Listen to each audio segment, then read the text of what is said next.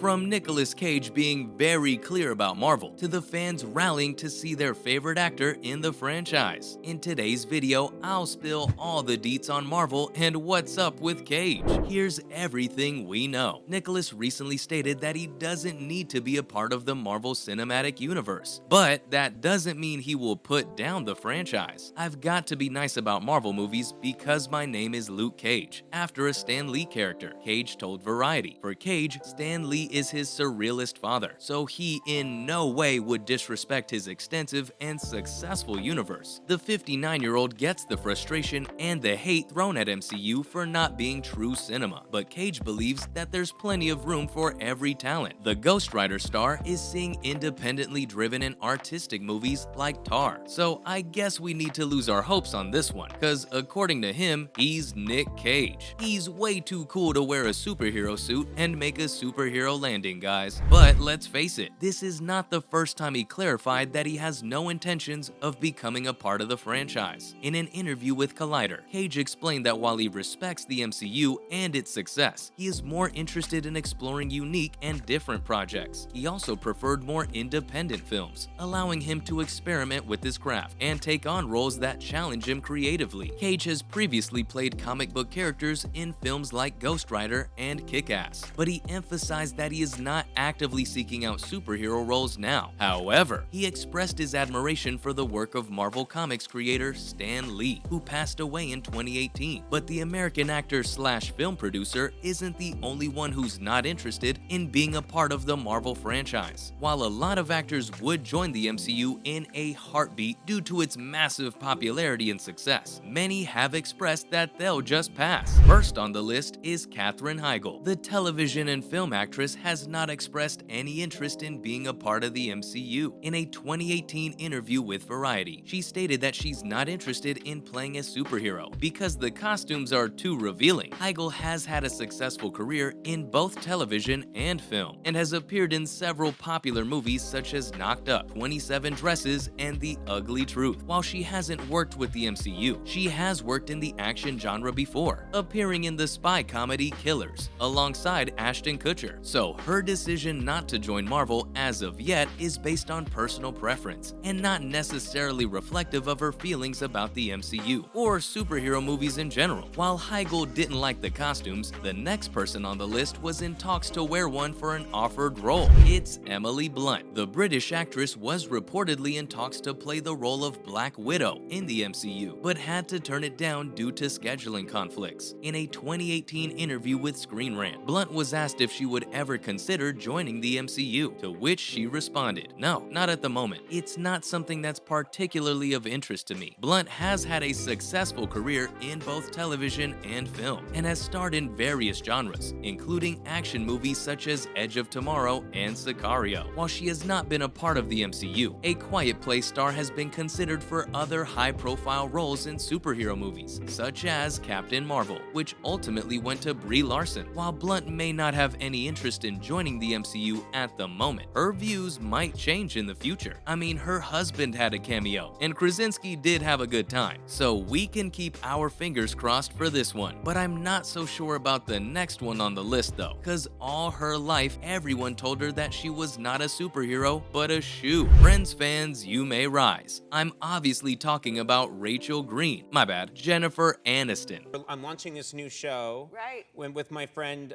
Jennifer Aniston. I was like, good luck with that. Who? I, oddly enough, had a dream last night that actually happened to me. That I saw, I read it in the paper, and that that the Friends reunion was happening, and I just didn't get called. Oh, is that true? What? They actually had girls auditioning because I was double booked on a television show. I was doing another show. That's impossible, and it never will be possible. Yeah. Because it's over. Well, unless... A popular television and film actress who has not expressed interest in being a part of Marvel. While she has not explicitly commented on the MCU, she has stated in interviews that she's not interested in doing superhero movies or action films. Aniston has had a successful career in television, starring in the long-running sitcom Friends, as well as several successful films, including Marley and Me and The Breakup. While she has not been a part of the MCU, she she has appeared in a variety of genres, including romantic comedies, dramas, and independent films. So only time will tell if Aniston will shock us all and be a part of the Marvel family. But for now, all we can do is wait. And on that note, I'll move to the next actor who did appear in the MCU before. It's Edward Norton, but then he was famously replaced by Mark Ruffalo in future MCU films due to creative differences with the studio. Norton described it as a very painful experience in a 2019 interview with the New York Times. He went on to say that he didn't feel like he had creative freedom while working on the film, and that he had disagreements with the studio over the stories and characters' direction. Interestingly, actors as well as directors have been vocal about how they feel about Marvel. Take Quentin Tarantino as an example. Since its beginning in 2008, the MCU has always been the subject of much debate, with filmmakers such as Martin Scorsese and Francis Ford Coppola critiquing the franchise for basically not being real cinema. Quentin Tarantino recently made a questionable comment about the Marvelization of Hollywood, stating that Marvel cast members aren't movie stars. The critically acclaimed director, who has several awards under his belt, recently appeared on the Two Bears One Cave podcast and said that the real stars are the franchise characters, not the actors playing these roles. And he's not the only one. Director Martin Scorsese would vouch for Tarantino. The acclaimed director has been critical of the MCU and its movies. In a 2019 interview with Empire magazine, the amusement park films. The problem is that, which is something that's been pointed out for the past number of years now. In effect, they've got real cinema on the run, so to speak.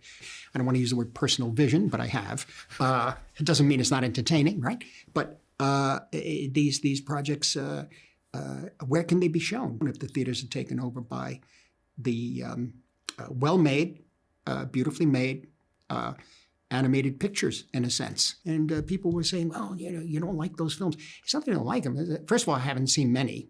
And their theaters were almost like amusement parks, in a sense. So these films now, I think, are more like theme rides. Scorsese said he doesn't see the MCU movies as true cinema and compared them to amusement park ride. The Goodfellas director said they are made to be consumed quickly and don't have true cinema's emotional or psychological depth. His comment sparked a lot of controversy and debate, with many people inside and outside the film industry weighing in on the topic. Some defended the MCU, saying that they are entertaining and enjoyable movies that have brought joy to millions of fans. Others agreed with Scorsese's critique, saying that the MCU has become formulaic and predictable and lacks the artistic merit of other films. Since then, Scorsese has continued to stand by his comments and has clarified that he wasn't attacking the filmmakers or actors involved in the MCU movies, but rather the studio system that prioritizes franchises over original storytelling. He has also expressed his hope that there will continue to be room in the industry for a wide variety of films and filmmaking styles. Well, that's all about how Nicolas Cage thinks he doesn't need to be a part of the MCU. Thanks for watching, and I'll see you next time.